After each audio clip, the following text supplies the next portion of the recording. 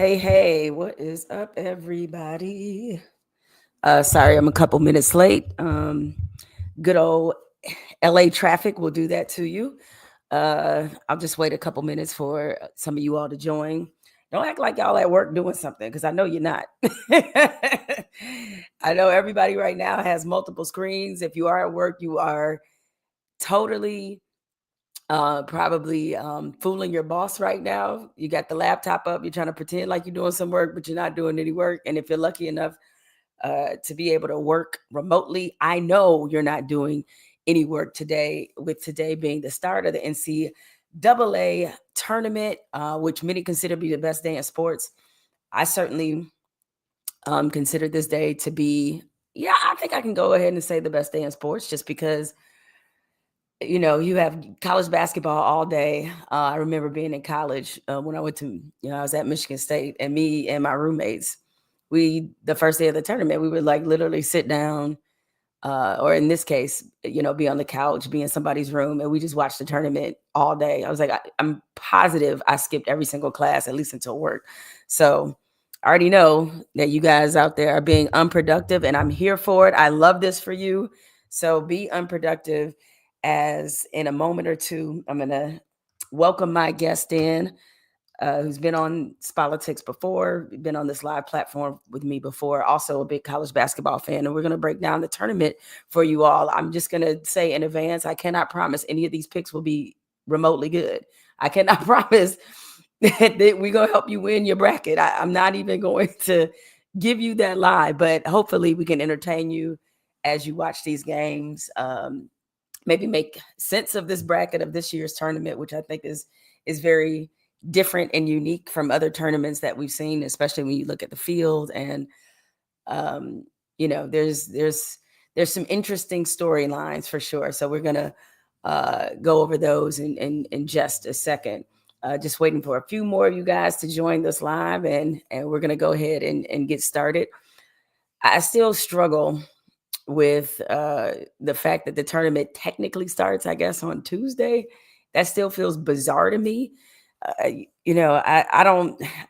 I understand why, and yeah, the games have been good or at least entertaining, but it's still a struggle for me. So for me, it begins today. I haven't.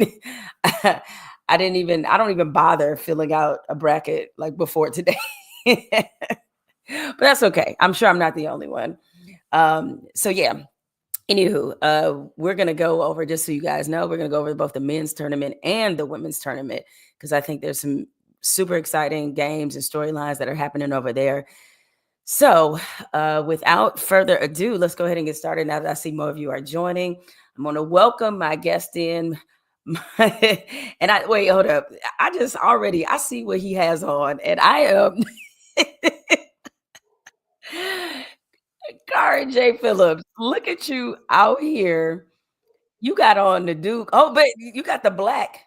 That's the blue. It's the navy blue. Navy You blue. came a little better with the black here. So I gotta give it to you.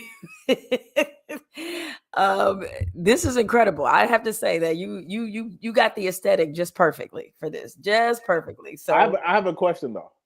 I can't hear you. Uh-oh. Still What you do no to the sound internet? on this end. Make sure it's not something ridiculous that I'm doing wrong here. Okay, wait, try again. All right. Karin is gonna jump out and then jump back in. But Karin J. Phillips will be joining me to break down the NCAA tournament. Thank you for everybody joining the stream. And most importantly, just thanks for hanging out and for supporting this YouTube channel as I figure out, the different things I want to do with it. And while you're here, make sure that you hit subscribe.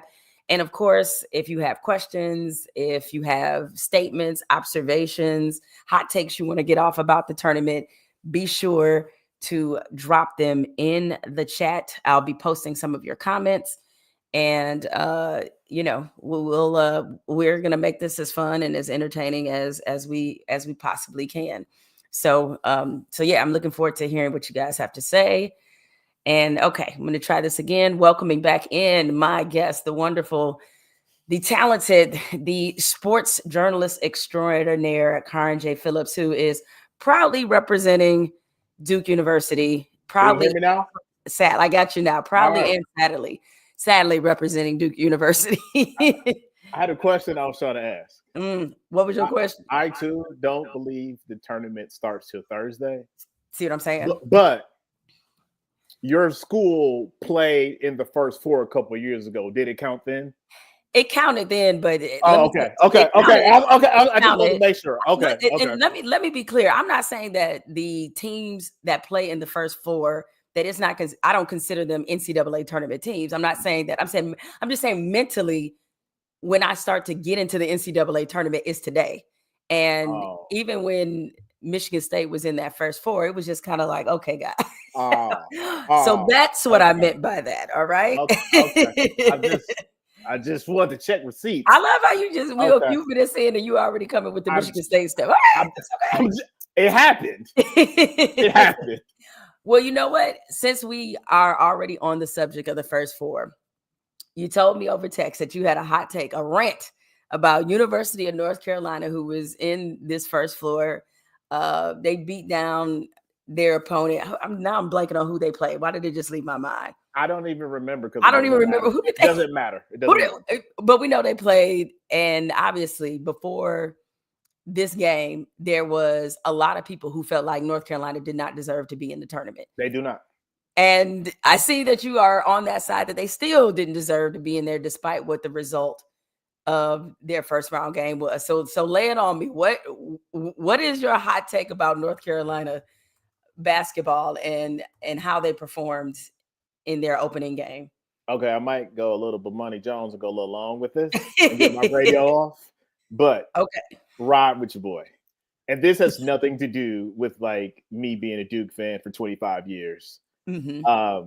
Because I believe in rivalries. I think North Carolina needs Duke the same way Duke needs Carolina, the same way Michigan needs Ohio State needs Michigan. When you have these rivalries like this, especially in collegiate sports, and you're both blue blood programs, you both need each other to be good.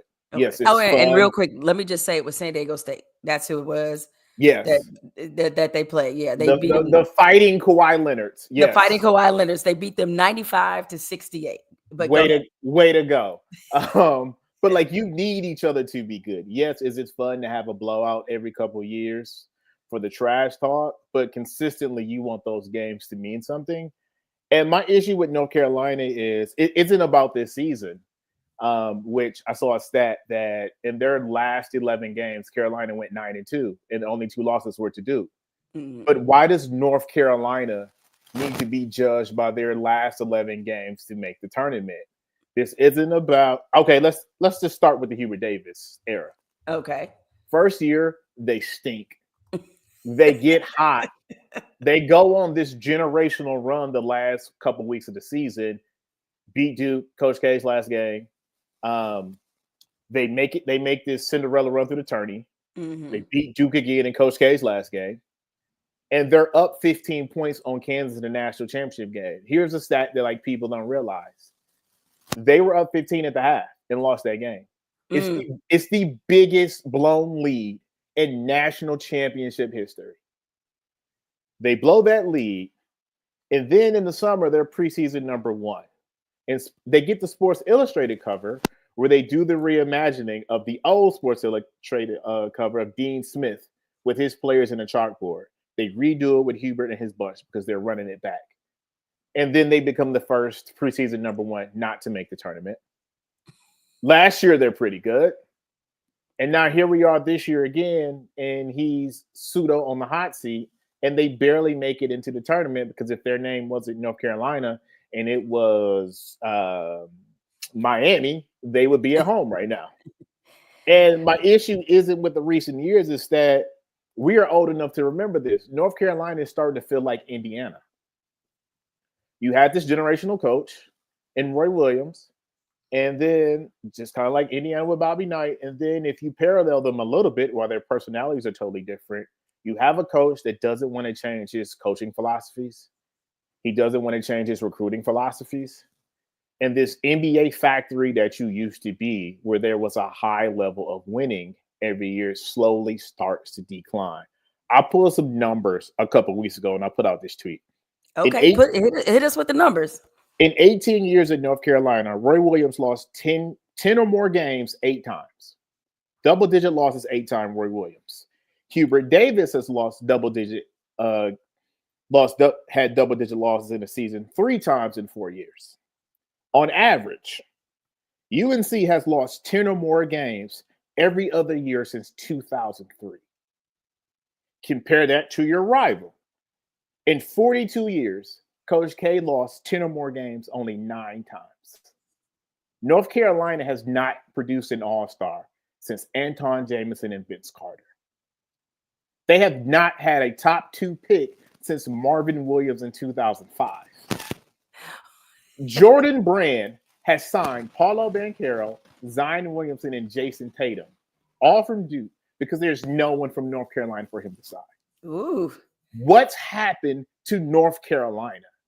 And I've been asking alums this. I've been asking fans. I've been asking other reporters in the industry, who covered them. And it feels like there's just been this slow acceptance of it. And it's weird for me as like the Duke fan to be like, guys, I want North Carolina to be better. Like, even if we go to their last championship, the Luke May team. Luke May was a walk-on. In what world should a Duke, Kentucky, Kansas, Michigan State, UConn, North Carolina be led by a walk-on?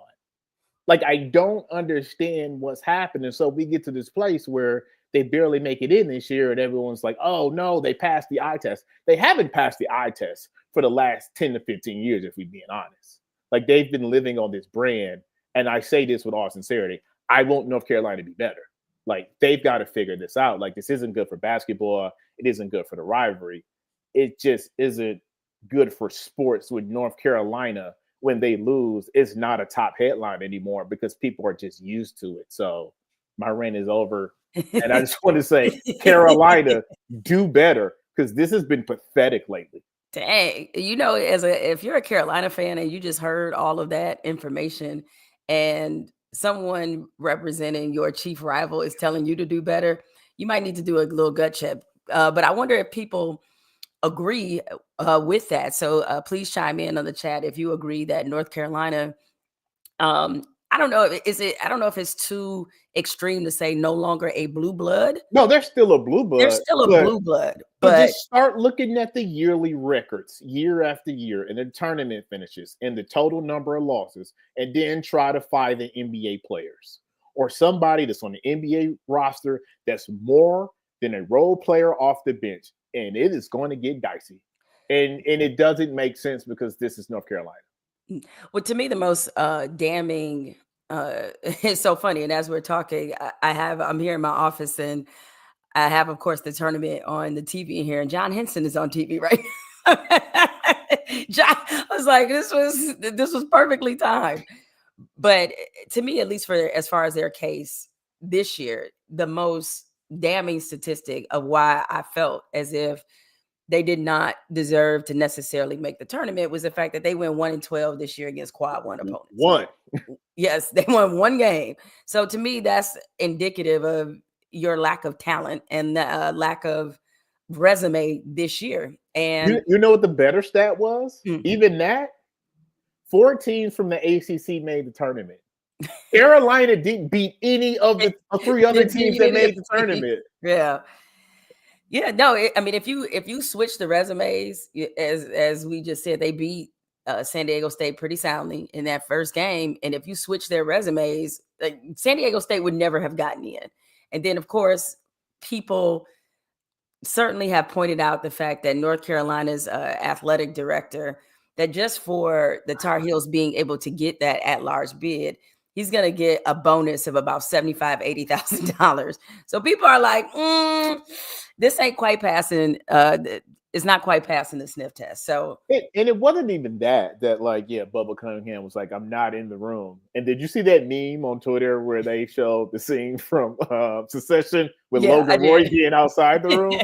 But if you go back a couple weeks ago where the committee always unveils their like top 16 a couple weeks before the tourney, and they had to like read the teams off, and Duke was like in the top 3 or 4.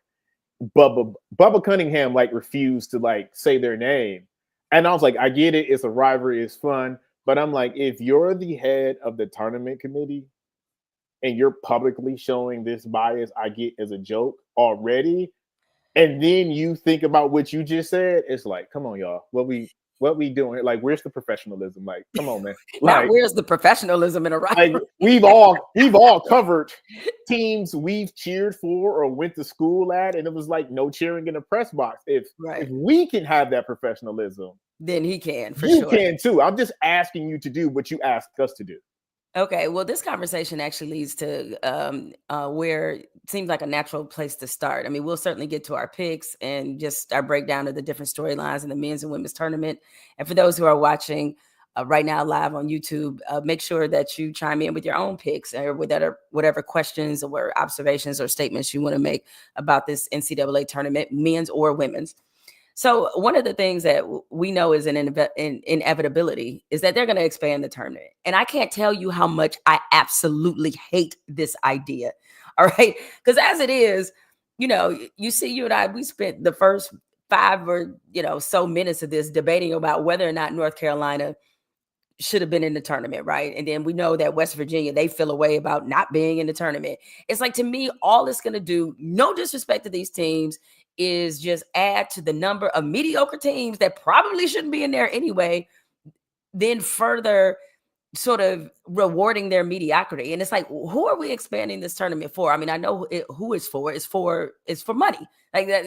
This is about hyper capitalism, but it's not going to make the tournament any better. It's not, to me, going to improve the product. To me, all you're going to do is have more mediocre teams who frankly don't deserve to be there, just have them fighting for these slots. And so I'm going to toss this over to you. Like, how do you feel about the fact that, what are they considering making this, 75 teams, 76 teams, something like that? Whatever it is, we need to stop it right now. It should not go beyond the field of what it is right now. People already complain about how watered down college basketball is. And to me, this is just continuing to move in that direction. So enough of my soapbox. How do you feel about the possibility, which seems to be, again, the inevitability of them expanding the NCAA tournament? This is what happens when the kids who got participation trophies are in charge. This is what happens. I hate it. I hate it when they moved to 68. I was like, this is stupid. I was livid about that. Like it's stupid. Like, because if you're going to go about this means you're adding more first 4, first 8, first 12. Mm-hmm. Those 1 seeds are still getting the buys. This is stupid. You know what this is? This is the college football playoff expanding, which also did not work. Now, I will say this, since it seems inevitable, and I hate it, and you hate it, the one thing that the college football playoff expansion did get right was that those first round games being on campus. Yes. So I agree. If you're going to expand the NCAA tournament, have all the games be on campus so that you don't have to do Dayton anymore. You play those first whatever games, 8, 12, whatever they're going to be, 16 on campus, and then you go to the sites. That is the only way that would kind of make it a little more interesting, but it's still unnecessary because going from 4 to 12 didn't work. And the same way was we got mad at the poll system, and then we got the BCS. Then everybody got mad at the BCS. Then we got the Final Four. But once we got the Final Four, everybody was like, then we realized, oh, the BCS actually worked. and now we got the 12, and in a couple of years, everybody was like, oh, the Final Four actually worked. And it is, yes, they're doing it for money. And I understand like the money's at a ridiculous level where it's like it makes sense to do it and get the money, especially if we're going to start having revenue sharing finally. But still, what are we paying for? We're paying for a watered down product. But I think a thing that will help the sport eventually is if the NBA So ever. you think it will help the sport eventually? No, I don't think it will. Okay. I think what will help college basketball more than anything is if the NBA gets rid of the one and done policy. Because Right. too many times people feel like that is a college rule. It is not. That Right. It's is an the NBA NBA rule. rule. If the Correct. NBA gets rid of the one and done policy, then college basketball gets better. But I also have the argument the WNBA should have a one and done rule because Paige Beckers and Juju Watkins should have been in the league years ago. Well, I think the only way that that's going to make sense for the women is if the salaries increase in the WNBA, because the financial component, the reality is that they make a lot more money staying in college. If Yes. you're a Paige, if you're Juju, than they would playing at the professional level. So they have every incentive to stay. So right now it's so weird because the women are about to kind of go through the things that the men went through. In the sense of that, where the exploitation of them is actually going to really grow the game, and it already Yes. has. You know, it's the fact Because that they can sell it way better than we can. Yeah, they can. I mean, people feel a different type of connection with the women's game because you do get to learn the players from, from high school on. Like, you're following them for 3, 4 years and seeing their development, seeing their growth. And so the name brand recognition is a little, I think, still heavier on the women's side. Now, of course, I think in both tournaments combined, and you can tell me if I'm wrong, but it feels like Cooper Flagg is probably the biggest star of either tournament. Do I have that right or no? I think he's the person who's had the bigger push. Okay. I think Juju Watkins. So you think Juju Watkins is the bigger biggest star not in professional basketball on the planet? Really? Yeah. One because she has something Cooper doesn't have, and which is really funny because I remember having this conversation with Myron Metcalf, my boy, lead ESPN writer, lead college basketball writer at ESPN, and like a lot of us were just assuming this Cooper thing was going to feel like Zion at Duke, and it hasn't, which is weird because we was like, we got this white American star at Duke from Maine in this political climate. This is going to be nuts, and there's been none of that. But when I look at Juju has something that. Well, wait, real quick. Why do you think that is? Why do you think? I don't know. I literally don't know, and I've been trying to figure this out because we know if this was 1995. Oh yeah, Cooper Flagg would be like the biggest athlete on earth. If this was early 2000s, if this was the Bush administration, like he would, and like it doesn't make sense from a political way, from a sports way, from a cultural way. It doesn't make sense why this hasn't blown up the way it did, especially like as great as the Zion experiment was, and even though it was cut short, like Cooper Flagg as a basketball player, not skill, not highlights, not jumping, not dunks, as a basketball player, is like eons better than Zion Williamson was. And he was younger than Zion Williamson was at Duke, and it's not catching on the way it is. But when I think about Juju has a symbol. Like we think of players, Jordan with the jump man, LeBron with the crown, Tiger Woods red on Sunday. We think of iconic things with athletes. When you see that bun, I was like saying Juju has the you bun. know who it is. You know who it is. Yeah. Like if Nike just did a silhouette of a bun, you wouldn't need to say who it was. And it's even like casual fans know that bun. Like people know who Juju Watkins is, and if they aren't knowing, they might have heard something or will know pretty soon in a couple weeks, in the next couple of years, since she has to play at USC 2 more years in the Big Ten, which is weird because that's a whole nother conversation.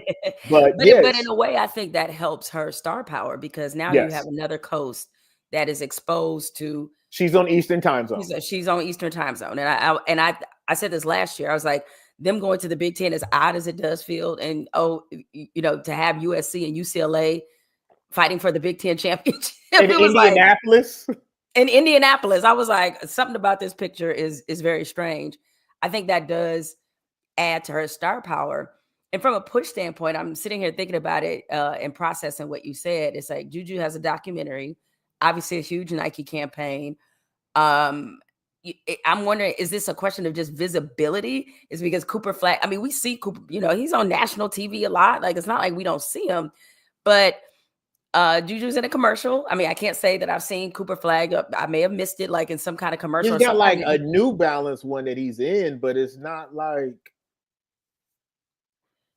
it doesn't have the last couple of years that Coop was coming before he picked Duke in like this preseason.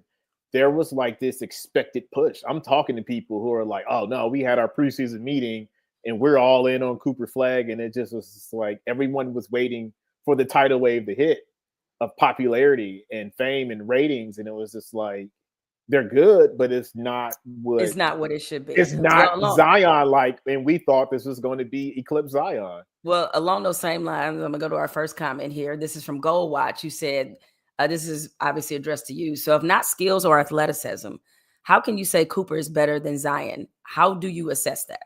Oh, he's way better than skills. Athleticism, Zion is just that dude. They built that dude in the factory somewhere. Like we don't. He is a creative player. But to be that young, like he just turned 18, which people talked about a lot. He's basically Duke's point guard. He plays 1 through 4. He can defend 1 through 5. How hard he plays, which is weird because like that just used to be the standard. And playing, it's weird now how like we praise playing hard and being a two-way player when that used to be the minimum. And so now it's a rarity when we have it. And you just, some people just pass the eye test to where like you can get deep in basketball and being like schemes. Oh, being in the right spot is how defense should shift. And then there are some people you just watch play basketball and you're like, yep. He's one of those. It's just like, oh, yeah, okay, I get it now. Yeah. All the boxes he checks. Well, when I saw him too, it's not just the skill level for me with Cooper Flagg. It's the fact that he plays with the edge. Like he plays aggressive.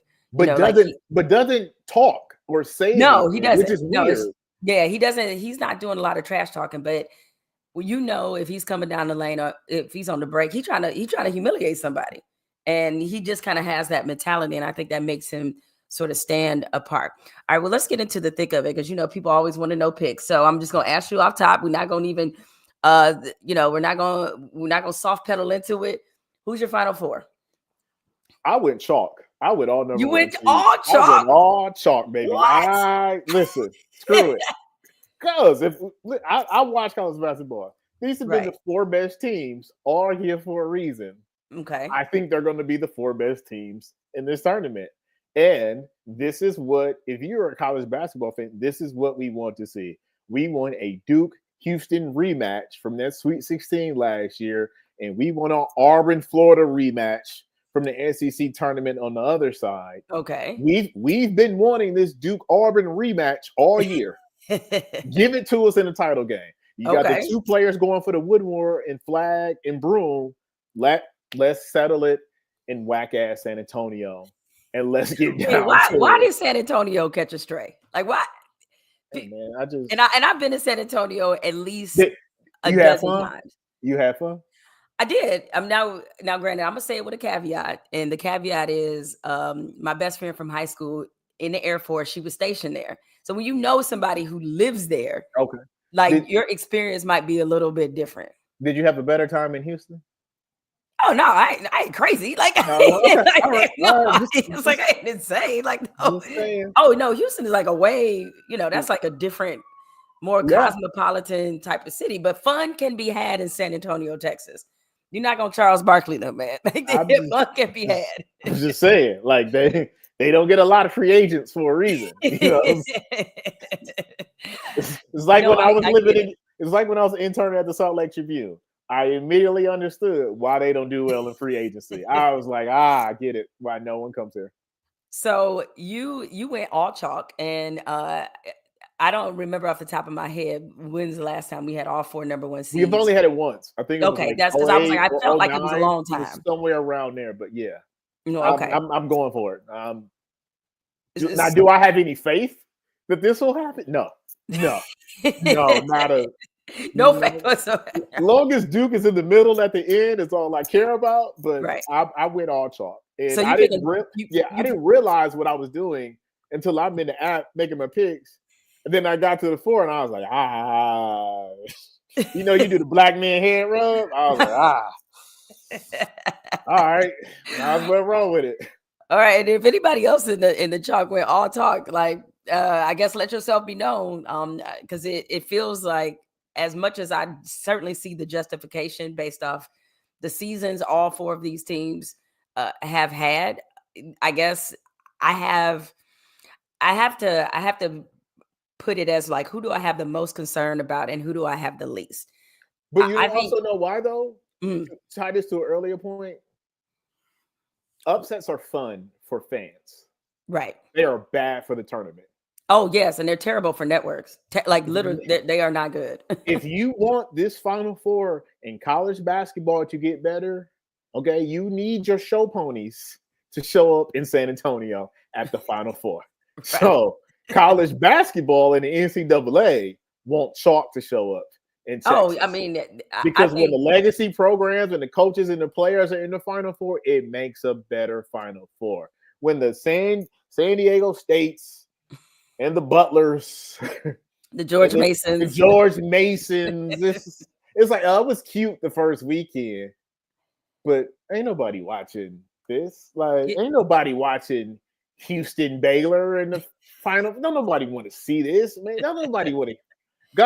Gonzaga, but no, we don't want this. Like, no, you want to see you want to see Bruce Pearl spaz out on the sidelines. Mm-hmm. You want to see if John Shire can get one.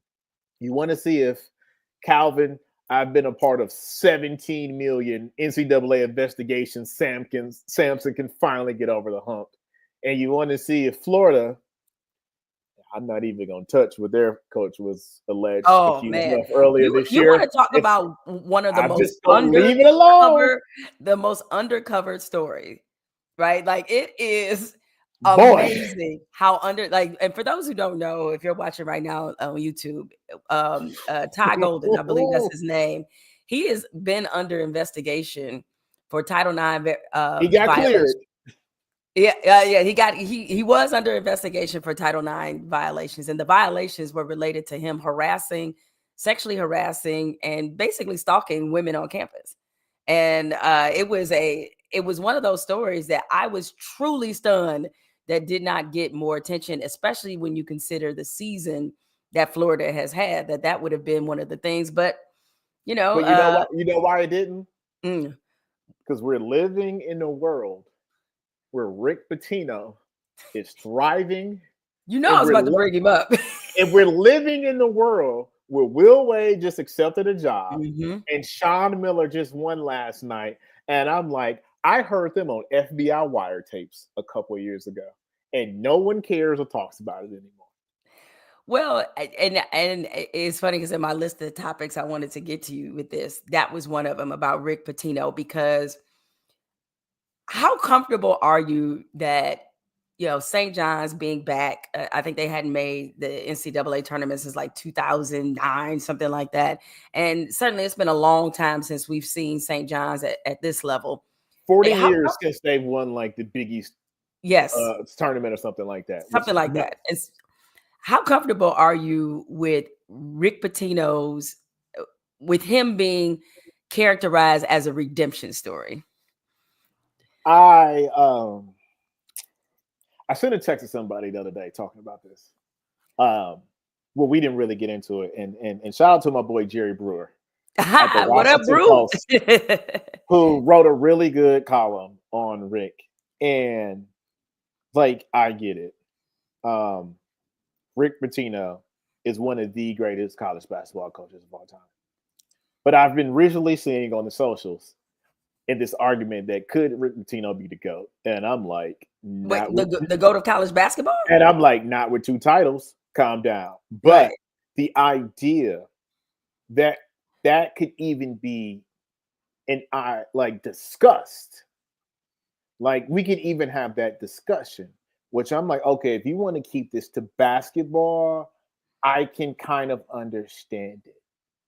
But we have to tell the entire Rick Pitino story. And Rick Pitino has been getting allegations and investigations since he was an assistant at Hawaii. This is before he joined Jim Boeheim's staff at Syracuse. For the simple part, I read something once when someone said Rick Pitino never cheated the game. And my eyebrows immediately went up because I was like, that is true, but it is also false. Because I remember when the Louisville Courier-Journal reported that when he was at Louisville, Louisville was Adidas' #1 basketball program. And they had like this huge $1 million something. I forgot the correct number, but anyone watching, you can Google this because what I'm about to say sounds absolutely crazy and you will find the story. I forgot, it was like 10 years, 90 million, something about that the Louisville program had with Adidas. If you read the contract, because the Courier-Journal had got the paperwork, 90% of the annual check that Adidas was cutting to Louisville, 90% of it was going to strictly Rick Pitino, and only 10% was going to the program.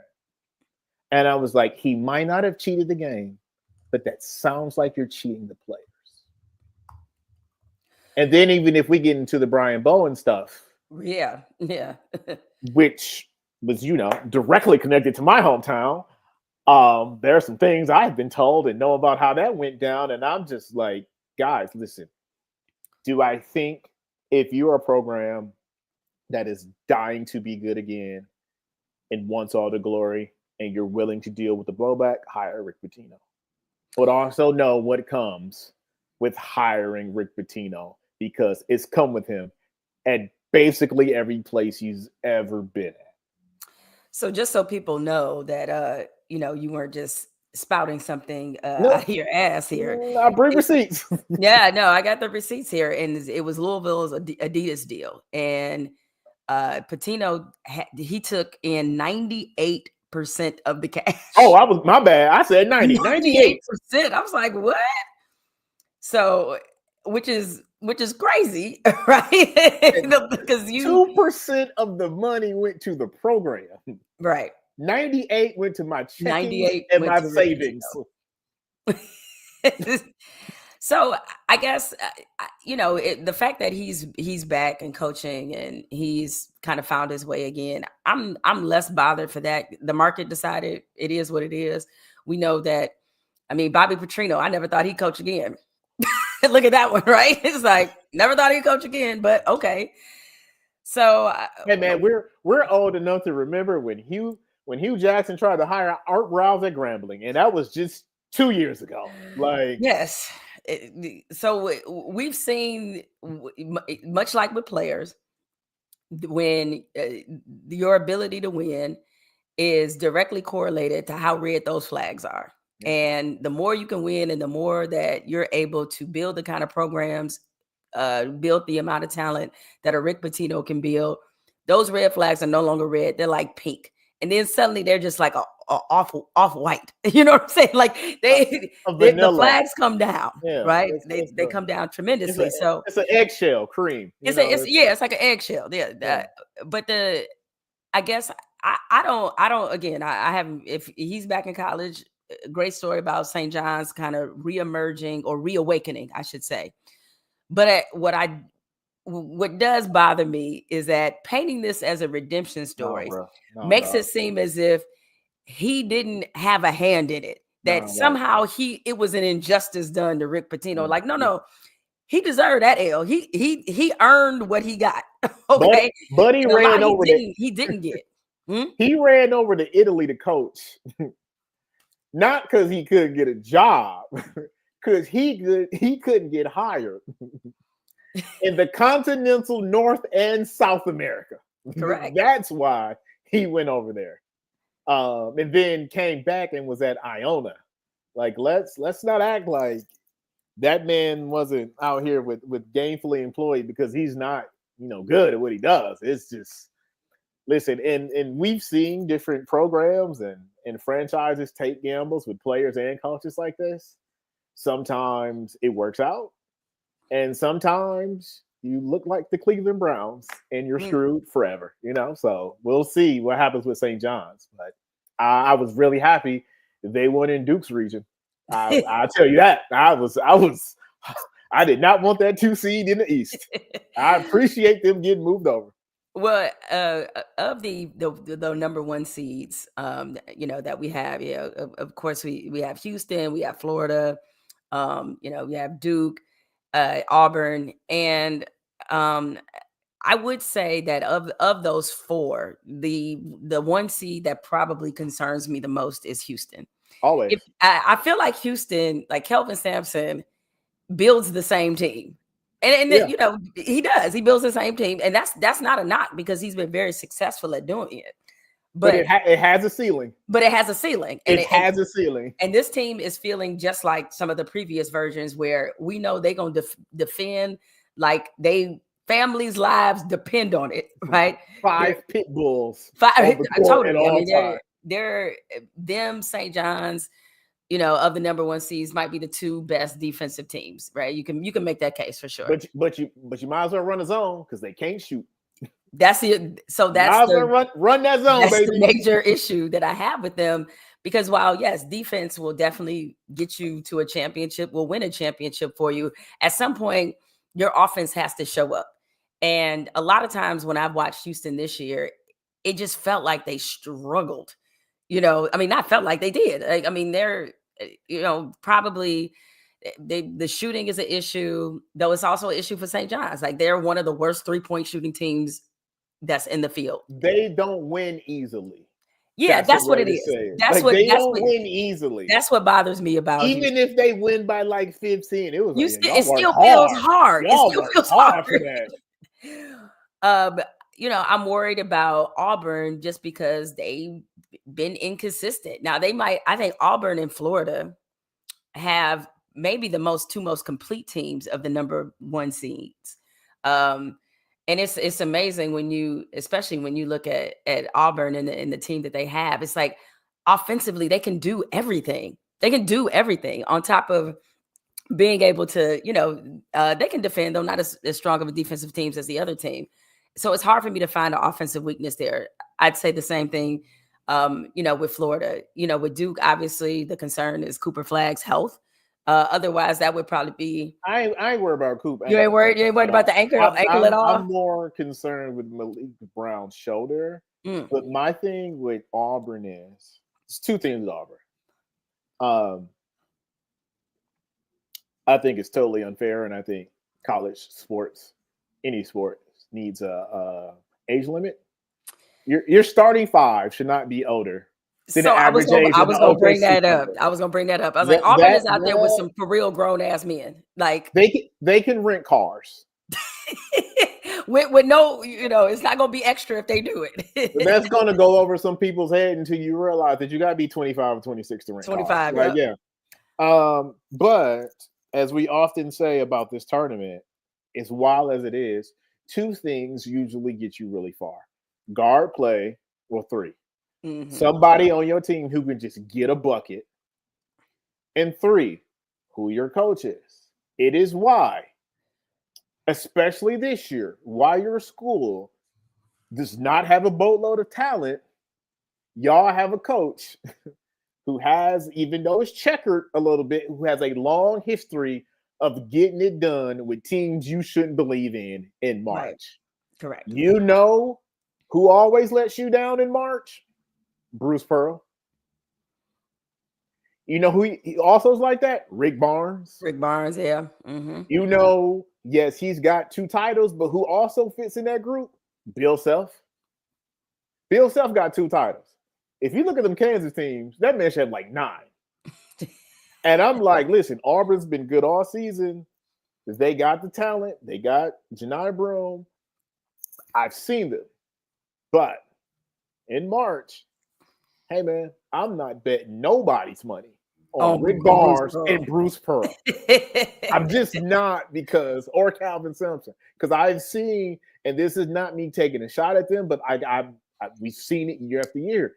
It gets a little shaky when you get to that round of 32 Sweet 16 elite area. And it's not like I understand how hard it is to win this random tournament with teenagers. But man, if you got grown men with whole families and y'all still don't make it to the Final Four, there's only one common denominator. You might be the problem. It might be you, Bruce, because it get real. All that hooting and hollering and sweating through your shirt don't really work in March. We need some chalkboard drawing. Like, we need some plans and execution. All that motivation can go out the window. But yeah, I still hope that we get all chalk in the Final Four, because it would be good for the sport. And I want to see if Auburn can get there. And if I think it will be a win for Bruce Pearl to get there, even though he's only been to the Final Four once before. But trying to get that so-called monkey off his back, because Bruce and Ricky, baby. Yeah. Look, man, Rick Barnes can get to the Sweet 16 with Kevin Durant. I know, which is crazy. Come on, man. That's crazy. I think we put him out the tournament. I think it was us. Yeah, I think Michigan State put him out, which I guess brings me to my Final Four. Now, I didn't just do this because of a homer pick, all right? But I do have Michigan State in my Final Four. Hey, man, you not crazy. Yeah. I was going through y'all reason. Most of these. And I was like, how did Michigan State get this far? Like, every time, you got to punch it. And I'm like, oh, no, State can win that. State can win that. Oh, State definitely going to win that. Then I got to like the Elite Eight, Final Four, and I was like, how do I have this band of bandits this far with like they have like no all-conference players, and I'm like, how?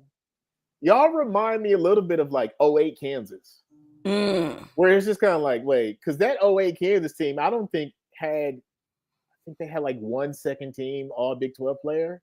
Yeah, because I'm trying to remember. But that 08 Kansas team was not sexy at all, and it was like, how are they doing this? And we just felt like this was a crowning for Memphis. Oh yeah, because are you talking about that was a team with they won it all, but they beat Memphis. Mario Chalmers, that team. Yeah. Oh yeah, because they had him. They had Darrell Arthur. Yeah, right? Some really really good college players, but it wasn't no. They had Brandon Rush, I think that was one. But it wasn't like a bona fide, this guy's going to be a star at the next level type of player. There wasn't no Sharon Collins or Paul Pierce's or Rafe LaFrance. Correct. It was just like, oh, they just keep getting it done every week. And that's how I feel about State this year. Well, my biggest concern with Michigan State is a very obvious one, and it's kind of like Houston kind of has. It's something like Michigan State is a brutally bad 3-point shooting team. Like, we can't hit shit. Like, nothing. We're very streaky. Every now and again, it's like, whoa. Like, I'm legitimately shocked most times when we shoot a 3 and it goes in. Legitimately shocked. I'm like, oh, he made that. Okay. And I worry, especially now that in the tournament where 3-point shooting, there's a little bit more of a premium on it. And they could defend, rebound, typical Izzo team, hard-nosed. To your point, I think in late key moments, the go-to guy, the fact that it's Jace Richardson, who is a really good player, like really surprised me with how good that he was. And I know the lineage, obviously, but shout out to the crib. Right. It's like, I know the lineage. I get that with Jason Richardson being his dad, somebody who I covered. But he has, it's kind of crazy to depend on your team to have a freshman be the one who is willing to take tough shots, willing to take on that leadership mantle. I'm like, this kid is a freshman, and I don't think that's good. I don't necessarily think him being a freshman is the issue.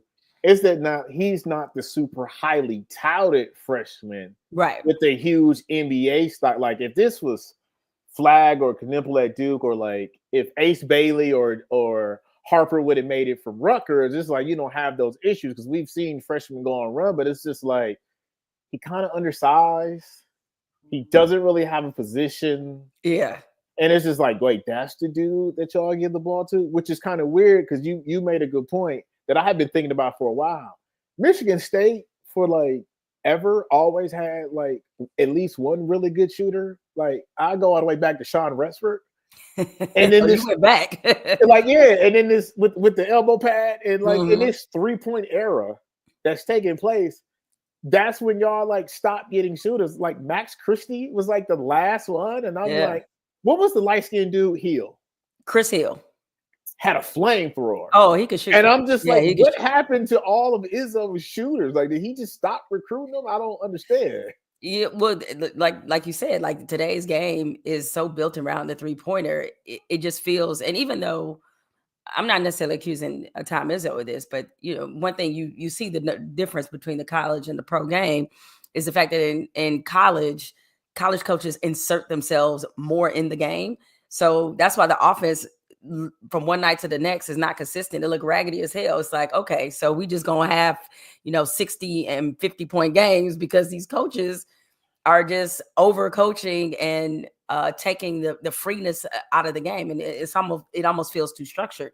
But all that being said is that you feel like that big of a liability in a tournament where, especially early on in the tournament, people tend to not settle in offensively. That to me is just like a huge monstrous concern.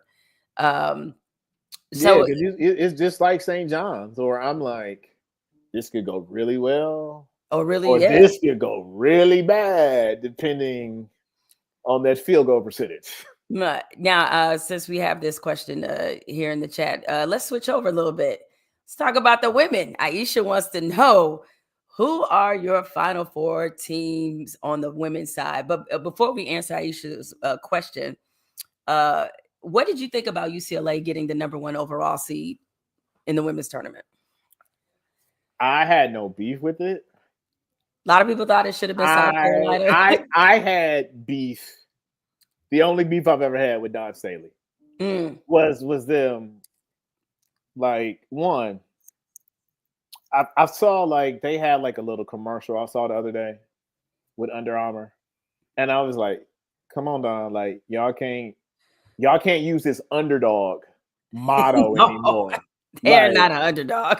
not even close.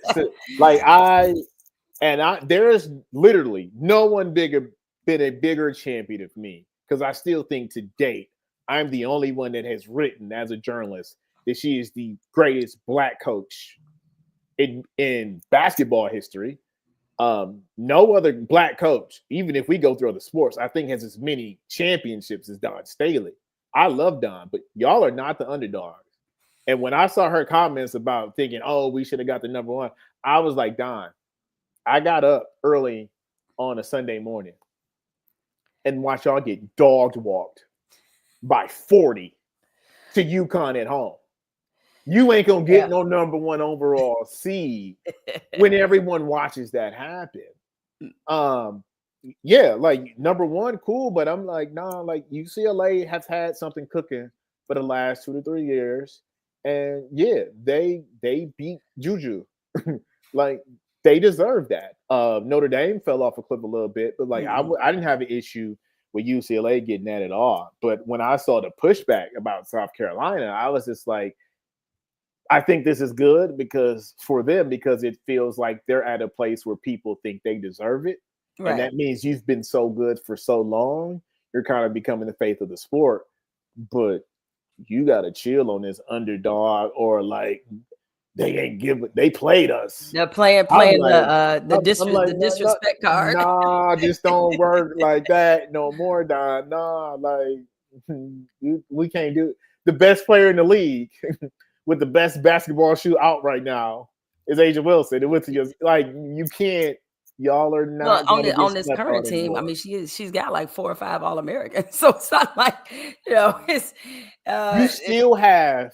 I mean, you didn't have Wiley. I mean, they still. I still don't understand why Wiley comes off the bench. Like it, I would love to know this as well, but I don't understand it. Like it's something happening behind the scenes. I just knew last year I understood it. Right. This year, I was like, oh, she's starting the ball in made her sense. hand. And I'm still like, you're limiting your team because they become a different team every time she checks in. And I'm like, why is she not getting 34 minutes a night? This doesn't make sense to me. She is incredible. Now on the women's side here, as we're looking at the Final Fours, I think of the number one seeds you have, USC, UCLA, Texas, South Carolina. I think Texas is the one that can be had. Who's your Final Four? So my Final Four, I went all chalk except for Texas's region, and Texas is a region, and I'll admit, every once in a while, dear friend, I like to, as they say, play the ponies. Every now and again, if I'm in Vegas, I'll lay down. I usually lay down future bets, just because why not, right? Okay. It's legal now. You ain't got to play the numbers no more. I got it. No, I don't. I don't have to call that uncle at the plant and be like, but you can put more money with the numbers, man. Not that I know anything about that. So I just remember going to the numbers man house growing up. Like, I mean, in the statute of limitations is passed. He's no longer living, but my stepfather was the numbers man. Everybody had one in their family. It's just what it is, right? But I put money on Notre Dame women to win it all, actually. And this was months ago. This was before the season started. I was like, I loved Dawn. I loved the team, but I thought that they would take a slight step back this year, just looking at some of the personnel, even though, again, they reloaded in a lot of ways. I love Joyce Edwards. You mentioned Full Wiley, Chloe Kitts. I mean, they still got a squad. Don't get me wrong. But I just love, and part of this, me and my friends, we posse up. We went to see Notre Dame, South Carolina. See Niall? Yeah. We went to see Niall and Dawn in Paris. We had a mini Black woman summit. I remember them pictures. I said, you saw the pictures, right? So bougiest thing I've ever seen in my life. We trying to support women's sports. Okay, leather boots and body oil. And brown hair gel. This is the most. Well, all I can say is it might be another similar gathering for I think is USC is as in Southern California and South Carolina. The UCLA alum in y'all posse. Yeah, I know. Carrie Cherubia, yes. So we probably gonna posse up and see that game. But seeing obviously Hannah Hidalgo, Olivia Miles. They're probably my favorite backcourt in women's college basketball. Listen, look, they're up there with, like I'm thinking of like college basketball backcourts, and like I got some obscure ones like Edgar Padilla and Carmelo Travieso from UMass. What? Hold up, not an Edgar Padilla. He also referenced that is gold. That is. I use that team when people always say John Calipari can't coach; he only recruits, and I'm like, go watch UMass. Yeah, go watch UMass. Go watch. If you think he can't coach, you forgot about UMass. Really enough, Shammond Williams and Ed Cota, 98 Carolina. Yeah. Yep. Like Juhan and Jay Will. But like, Hidalgo and them. Listen, yes, you don't want any of that smoke. Go. You don't want none of that, right? And I like the way Niall coaches them in certain moments where it's just like everybody else get the hell out of the way, get a ball to them two, and go rebound. Yeah. So I guess I'm gonna stick with it. But there's a couple of teams, and this is to me a very wide open women's tournament, despite the heaviness you have up top. Even thinking about Duke, what the job that Kara Lawson has done with Duke, Duke looks incredible. The women. So look, my Final Four is UCLA, UConn, South Carolina, Notre Dame. And I got UConn and South Carolina in the final. I got UConn winning. But when I tell you, I was stuck on Duke and South Carolina. That's going to be tough, man. And that elite game match. I had Duke at first, and then I swapped it out because I was like, I don't think Kara Lawson's getting enough credit. No. Because they are hooping. Yes. And I'm like, hey, man, I get it, but watch out for Carol Lawson and what she's been building at Duke. She is more than these inspirational video clips that float across the timeline Right. once every 6 months. And I'm like, look, man, they can go. And like I just don't believe in my heart that Paige Beckers is going to graduate without a chip. Like I just can't. Yeah. Well, I have a question directly for that, but I want to show one comment. This is from Mystery 02. We were talking about Malaysia for Wiley. I think it's just because she's still not as disciplined as she should be. I don't care. That's what I was saying. I was like, but do we care? No, you got a, and I mean this with the most respect. You got a pit bull in Raven Johnson over there. Yeah, I love that can defensively clean up the rest of the stuff. No, you got a fool Wiley on. That is a Lamborghini, and you got her driving at school zone speed limit, and I don't understand. She should be starting. But it's tough though because they are loaded, so it's not just a matter of. Even though it feels like she is in many ways a step above, like every game you watch her, she does something where you're like, oh my, what? Oh my God, like every single game. And, from a coaching standpoint, and, Dawn and her style of coaching, like that's not enough. I mean, maybe I think the consistency, I wonder if that's an issue as well. Because, she's probably not as a consistent of a player as Dawn would like, but yeah, I probably just live with it. Yeah, I'd probably just live with it and just say, well, it is what it is. So you're talking a moment about Paige Beckers, and you can't imagine her leaving, finishing her college career without winning a ship. So who do you think has more pressure to win a title on them this year? Do you think it's her, or do you think it's Juju Watkins? It's Paige. Juju got 2 more years. And despite USC women's legacy, like they're still starting to rebuild something because this ain't USC. It was doing it for a while. Yeah, this ain't the 80s, okay? But I mean, this is UConn. Like that's the first one to ever win the Wooden as a freshman on the women's side, and these injuries have just depleted her legacy a little bit. Because I don't think I think the best Paige Beckers we saw was freshman Paige Beckers. And I think she's coming around back to that. And the idea that we were supposed to get Paige Beckers and Azzi Fudd for 3 years. And then the Azzi Fudd injuries. Which is why the South Carolina game, that was like, oh, this is what it was supposed to have been for the last 3 years when these two are healthy. And you just hear the way that like the other older UConn alums revere her. Like when Taurasi is your biggest fan, you earned that. And like they love her. And it's like, yo, she has to get one. Juju's got some time, but would I be shocked if Juju pulled one off this year?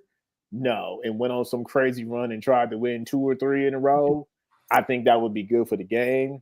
But I also, as a longtime UConn women's fan, I like Gino reminding everybody why the Notre Dame is out here doing what they're doing. UCLA and Juju and USC and the juggernaut that South Carolina has begun. I like the fact that Gino is still out here reminding everybody, I still got 11 of these things. Right. Right. This thing still goes through Stores, Connecticut. Like, don't get this twisted. I've got more rings than fingers. Remember who I am. Yeah, I mean, it is kind of interesting because you never thought that he'd be in a position where he would have to remind people. But to me, that just shows about that's more of an indication about where the game is right now. And let's not forget they would have been in the Final Four if the refs wouldn't have cheated. Oh, here we go. Oh, man, that was the worst moving screen call. It was a bad call. It was a bad call. But they had some opportunities in that game. UCLA though is a team that even though they're the number 1 overall seed, they have. I mean, everybody's good at this particular level, but they have somebody. When you have Lauren Betts, to me, they don't give her the ball enough. No. Like she needs to get the ball even more than she already does. But I love her leadership. I love how much she wants it. I went to that UCLA USC game, the one where USC won, where they wanted to win the Big Ten, the regular season Big Ten championship. It was one of the best atmospheres for When a you was women's. all in the video behind Cheryl and I Reggie. was sitting behind Cheryl and Reggie, yeah, and it's one of the best atmospheres I've been in for a women's basketball game. But you could tell after that game how much Lauren Betts took that personally, and I'm thinking about how she will probably approach this tournament, because I think to some degree with them, especially considering how good they were last year as well, that there's this feeling of, okay, when are y'all gonna seal the deal? When are y'all gonna get this done? You know, because I know what it is. Mm. As talented as UCLA is this year and was last year, and you think about Lauren Betts and what's the other girl with the puffs? Kiki Rice. Kiki Rice. Mhm. Kiki Rice is nice. Yeah, she is.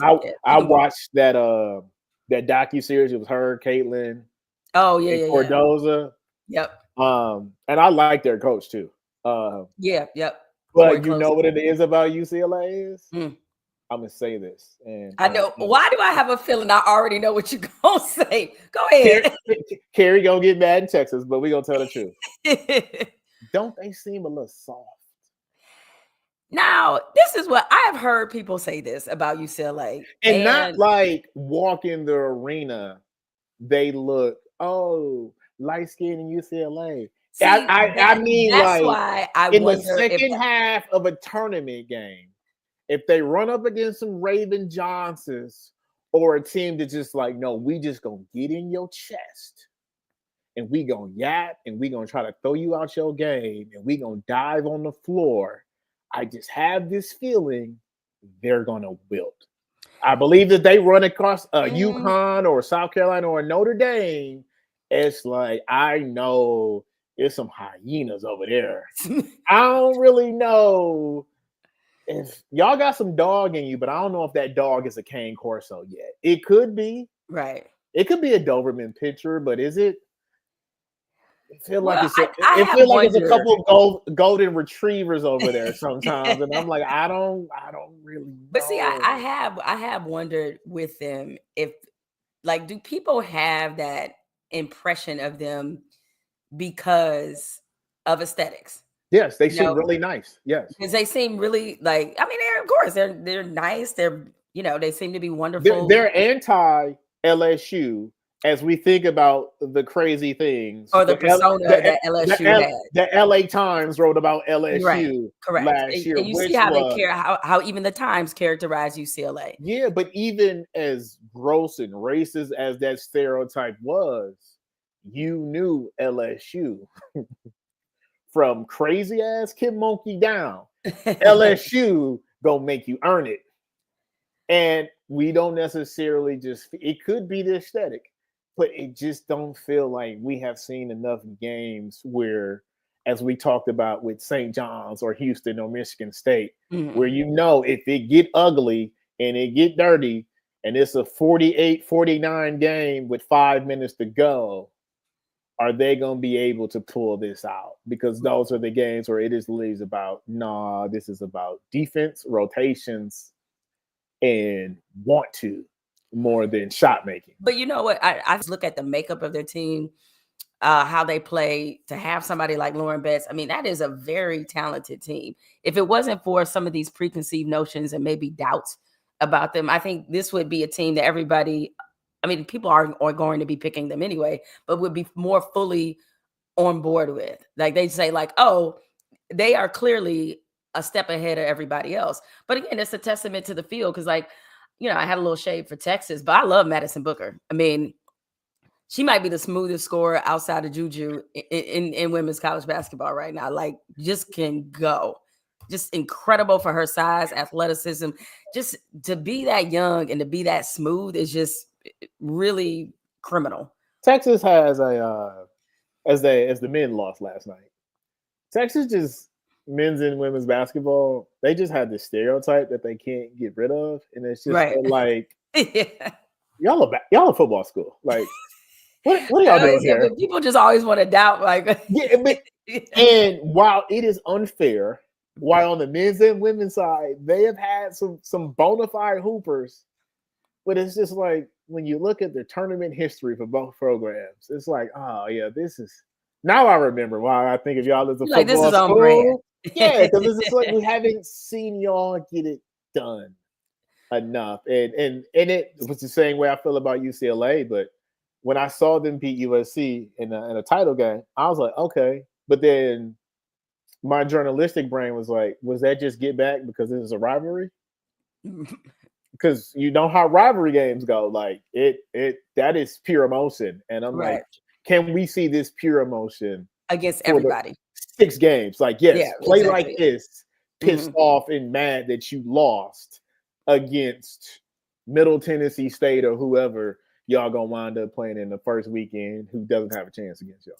All right. So before we wrap this up here, last year was a big banner year for women's college basketball. It was the first year in history that the women's national title game outrated the men.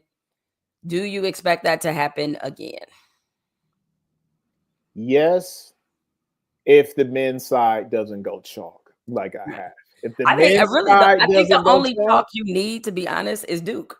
I mean, yeah, I really do. Like if Duke makes the final, I don't think you have to. It doesn't even matter who the other opponent is. it's crazy enough you said this. When I was at the Daily News, I did a story on this. And I went back to like I went all the way back, I think, to because the Michigan State, Indiana State is still no Still one's ever number going to one, catch right? that. Hmm. But if you start from the Coach K era,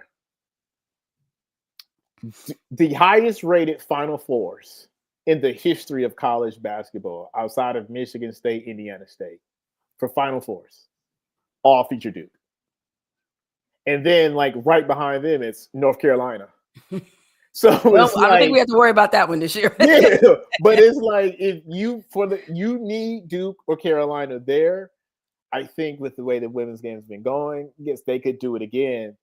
I think the thing that frustrates people like me and you is last year, as great as it was to see the women finally eclipse the men, we both know it was 8, 9, 10, 11 other Final Fours or national championship games on the women's side that were better than the men's and should have eclipsed the men's, but they just weren't getting the viewers or getting that punch due to a lot of things. Misogyny being the biggest one, but it's like, yeah, that was a great one last year in the last 2 years, but we've seen some great Final Fours on the women's side that a lot of people just missed and slept on. Like that, the year Enrique hit the back-to-back buzzer beaters. Yeah, that Like was that was nuts. yeah, that was crazy. Some of the years, some of those UConn years that were absolutely nuts. The year Arizona made the run, that year was nuts. It was like, no, the women's tournament has always been a really, really, really good product.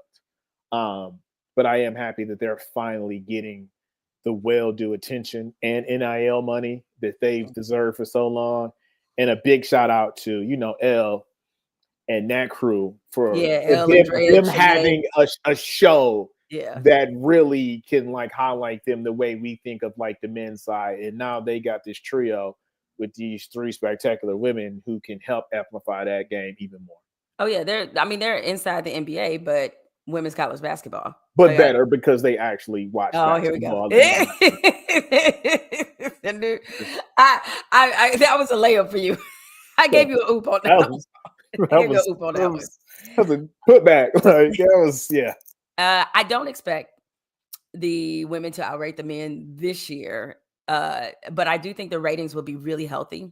And my concern is that if the ratings take a step back, that will be the story, as opposed to looking at what they were the year before, Caitlin Clark, right? It's like you almost have to look at that year before her and then compare it to where we are now, because they hit a ratings high. It just wasn't higher than the men, but they hit like the most watched final before she was in the final. So I think it will take a step back. However, I still think they have a puncher's chance, because if UConn makes it, name and brands, and you have USC, huge name. People want to see Juju. You have South Carolina, people definitely are a huge ratings draw. But the encouraging sign for women's basketball is like ratings for the year were up from last year. It was I think a 3% increase across all ESPN games. So there was always this question of whether or not they can maintain an audience when Caitlin Clark was there. It was a question for some people. It wasn't a question for me because it felt like people were really invested. So and invested in a lot of teams and a lot of players, not just her. So I think they have a puncher's chance, but I would expect, especially because the men moved the game time up 30 minutes. So now, thank God, I know, like that game should not be starting at damn near 10 p.m. It never in life. One shining moment come on like 2 a.m. now. It's just I'm like, now granted, I can't really complain because I'm on the West Coast. So I'll be like, I just wonder, I was like, how was I living that life so long?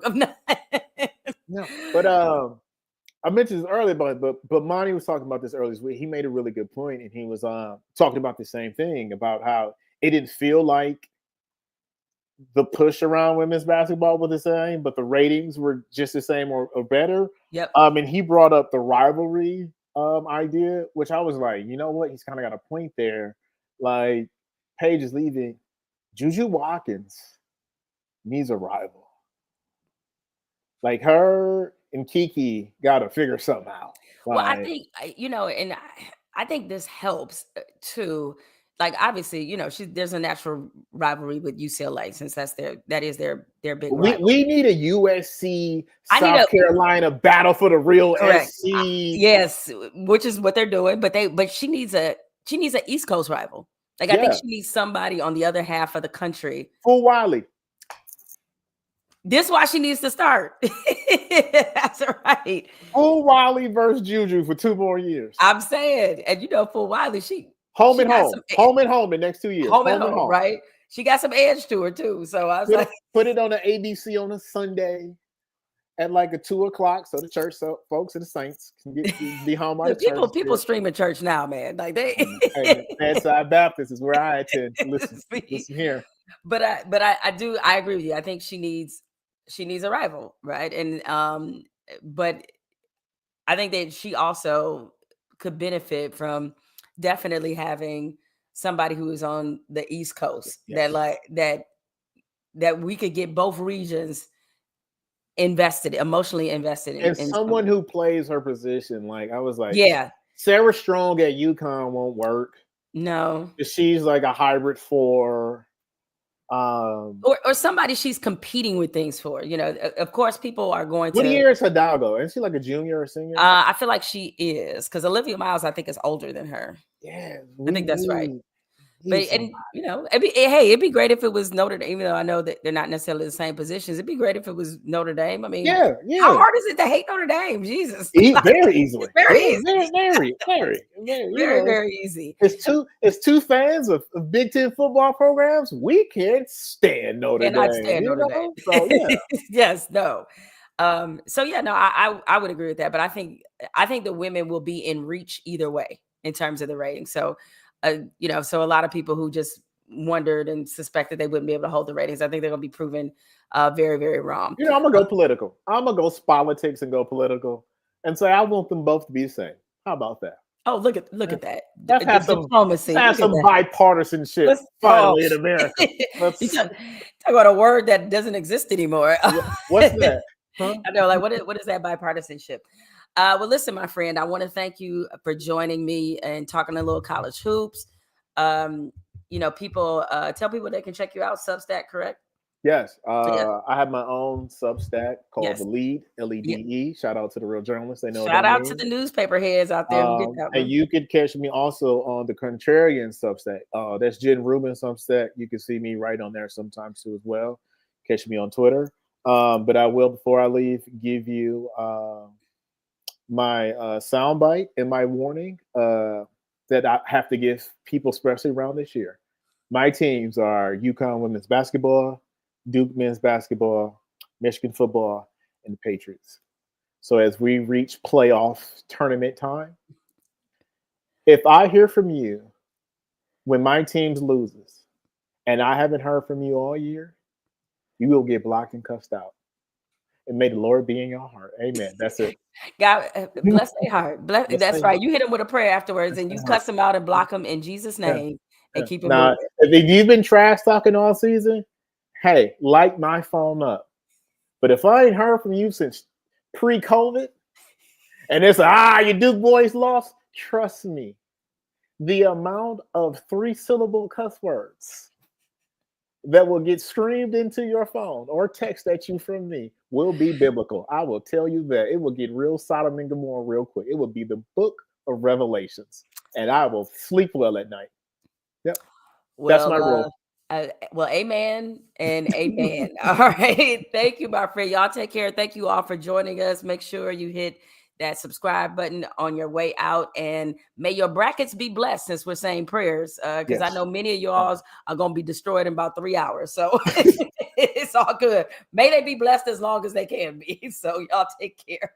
All right.